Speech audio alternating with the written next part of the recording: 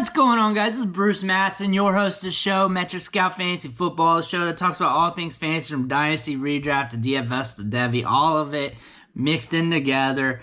If that's something you're into, hit that subscribe button, ring the bell, tell your homies. This episode is more of a rant because Tim Tebow is signed with the Jacksonville Jaguars, and that is just a weird situation. Urban Meyer's new coach of the team, and I kind of got a bad feeling about this. They drafted Travis Etienne in the first round, which isn't a horrible pick. It's not like Travis Etienne's a slug or anything. It's just that the way this team's built, they're still rebuilding, they're still retooling their team.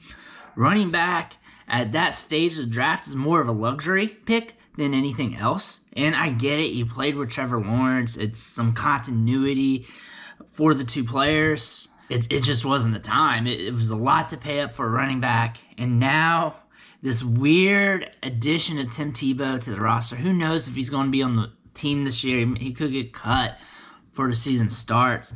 But something in my gut tells me that this Urban Meyer experiment is not going to go too well. I think it's going to be all right for us fantasy gamers. I think Trevor Lawrence is not going to be too scarred from this Urban Meyer fiasco. I think he'll be able to weather the storm. I don't know what's going to go on with this running back unit with James Robinson, Travis Etienne, Ryko Armstead, and company. We're going to have to see how that performs as we get into the season and even the following year. James Robinson can hold it down. We've seen it. Travis Etienne's a hell of a talent. We don't know. We don't know what this team's going to look like. The wide receiver nucleus is very interesting. There's got some talent there. We want to see Laviska Shenault pop off. Trevor Lawrence being there is a good probability for him of hitting his potential, because who else would help you other than a stud quarterback that is considered the best quarterback prospect since Peyton Manning? Trevor Lawrence, of course. That's nothing but good for Laviska Shenault. He's a good prospect, second-round pick, has good athleticism. Could, should, would fit well in the offense. DJ Chark, long-term, I don't know. No alpha. He's no alpha. Could mesh well with Lawrence, but with the way this team's shaking up, they could be stacking up at the wide receiver position next year's draft. Who knows? Marvin Jones is the crafty veteran wide receiver on the offense. So I don't think Urban Meyer's miscues is going to mess us up too much in fantasy. I think Lawrence will be all right. The passing game will be humming because they'll probably be playing from behind a lot.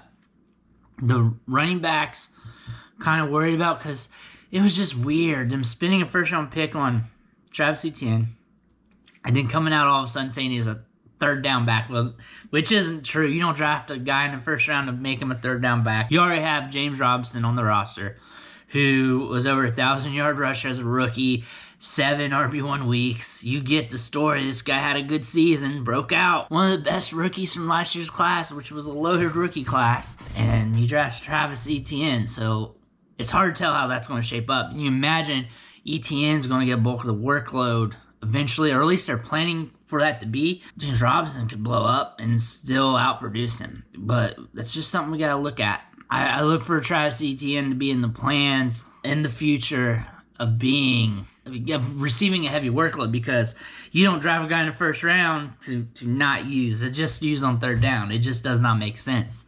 He's at least in the plans to be heavily used.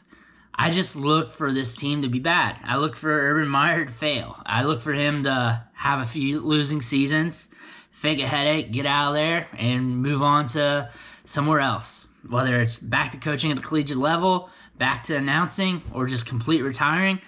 But I look for this to fail. I don't have many clues yet, but this Tebow signing and the Travis Etienne first-round draft pick is two tiny clues that's probably going to slowly lead us up to a mishap of deformities from the Urban Meyer regime, and that's probably what we're going to see. I imagine. We don't see that many college coaches transition to the NFL level. Urban Meyer's had a great or historic collegiate career. He's also had some weird miscues as well. I just do not see this working out. I think this is going to be a shit show, and it's going to be a shit show. I don't think he's going to hurt us that much in fantasy. They're going to be playing from behind. They got a stud quarterback. They may be able to produce some fantasy assets for the short and long term throughout his tenure. But eventually, Urban Meyer's going to be out of there, and they're going to have a new coaching staff. And that's going to be sooner than later. Give it 2 years. Give it 2 years. If he's there more than 2, then I'll be surprised. But he's not going to get too much of a thumbprint on this team before he's out of there. With the rate this is going, with the way this team looks, I don't see him turning the ship around. I look for him to be out when the going gets tough, and they'll bring in a new coach, and that's when this team's going to really start turning around, because they got the main piece, Trevor Lawrence.